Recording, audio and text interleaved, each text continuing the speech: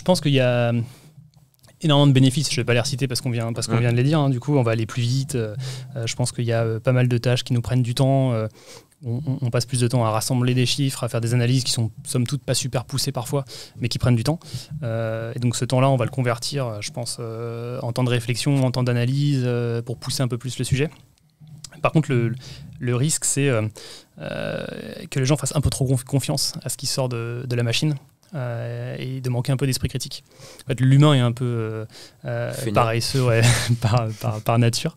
Et donc, je disais un truc à ce propos. Il y a un prof de HEC qui a fait un test. Il a donné une thématique à ses étudiants pour une rédaction. Et donc, à la moitié de la classe, il leur a dit, vous partez from scratch, vous partez d'une feuille blanche et vous répondez à la question. L'autre partie de la classe, j'ai déjà demandé à ChatGPT de me répondre à cette question. Je vous donne la réponse de ChatGPT, juste vous la mettez à votre sauce et vous l'enrichissez.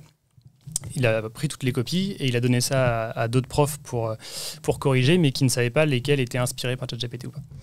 La conclusion, c'est qu'en moyenne, si on ramène ça à 100 points, en moyenne, les étudiants qui sont partis des réponses de ChatGPT avaient une réponse à 28 points de moyenne en moins. Donc globalement, moins bien noté. Et donc, il y a eu des analyses dessus.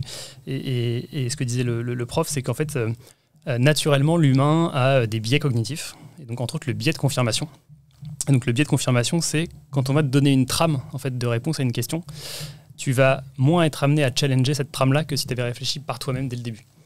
Et donc il y a plein d'études qui montrent ça, que quand on te donne déjà des bribes de réflexion, tu vas un peu ajuster par-ci par-là. Et c'est ce qu'il dit, hein, le prof, il dit j'ai bien vu, ils ont tenté d'ajuster par-ci par-là, mais il n'y a pas une remise en question du truc complet.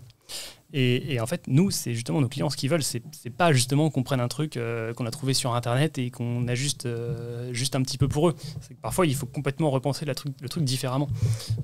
Et justement, d'être sur la ligne un peu, quand je parlais du côté créa, c'est vrai aussi dans le conseil. Il faut être capable de dire à monsieur le client, non, en fait, pour vous, c'est pas ça qu'il faut faire, quoi. On a réfléchi avec vos données à vous et tout, il faut aller chercher un truc complètement là-bas, quoi.